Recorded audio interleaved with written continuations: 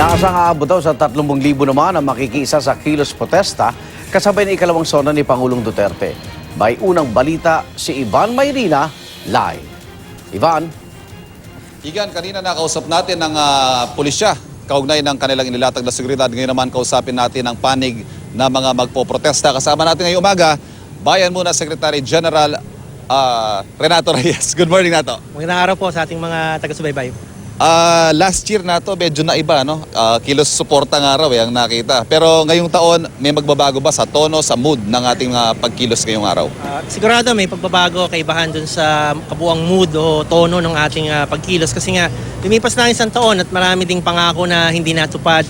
Dinagdagan pa ng pagpapalawig ng martial law sa dagdag na 5 buwan. Marami hong mga problemang kinakaharap ang bansa natin, kaya protesta yung ating ihaharap ngayon sa Pangulo at nais nating talakayin yung totoong kalagayan ng bansa na malamang ay hindi matatalakay sa loob ng Kongreso. Anong mga issue ito, Nato? Yung mga gusto nyong bigyang pansin, pagtuunan ng pansin ng Pangulo? Well, nandyan yung siyempre, unang-una, yung pagtutol natin sa martial law, yung ating panawagan na ituloy ang peace talks at huwag humantong sa all-out war yung patakaran ng gobyerno.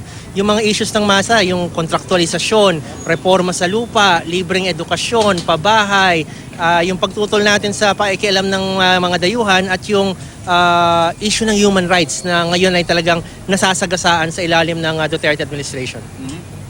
Nakausap namin kanina si General Eliazar, no? Meron daw kayong gentleman's agreement kung hanggang saan, ano magiging kilos. What can we expect on your side?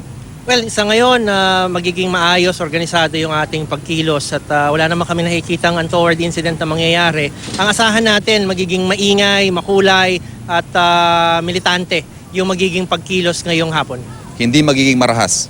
Wala naman tayong dahilan para sabihin magiging marahas. No? So, mag-focus tayo doon sa magiging mensahe ng programa. Yun ang gusto naming mairehistro ngayong araw, yung makabayang pagbabago, hindi mga bigong pangako. So, narinig po natin ang panig ng mga magpoprotesta mamaya. Narinig natin ng kapulisan. Sana nga nato magtapos ang araw nito na walang karahasang magaganap. Asahan niyo po yan.